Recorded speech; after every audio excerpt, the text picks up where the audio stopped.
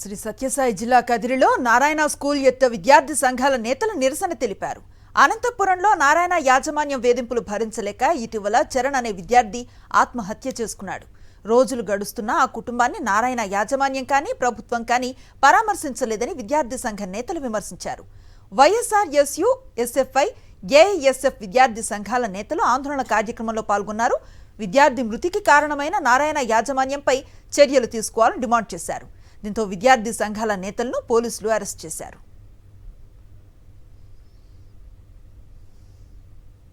వేధింపులతో విద్యార్థి మృతి చెందడం జరిగింది. కనీసం మృతి చెందిన కుటుంబాన్ని కనీసం ఇంతవరకు అక్కడున్న ప్రభుత్వం కానీ నారాయణ కాలేజ్ యాజమాన్యం కానీ ఇంతవరకు పరామర్శించడం కానీ కనీసం ఆదుకోవడం కానీ లేదు. మన మంత్రి నారా లోకేష్ గారు చెప్తున్నారు, మేము వచ్చిన తర్వాత విద్యా సంస్థల్లో ఎక్కడా కూడా అవినీతి లేదు, విద్యా సంస్థలను ఆదుకుంటున్నాం, విద్యా సంస్థల్లో ఎలాంటి అవినీతి జరగడం లేదని తెలియజేస్తున్నారు. కానీ ఈ నారాయణను కాపాడమే ధ్యేయంగా వీళ్ళు నారా చంద్రబాబు నాయుడు కానీ నారా లోకేష్ గారు కానీ వ్యవహరిస్తున్నారు.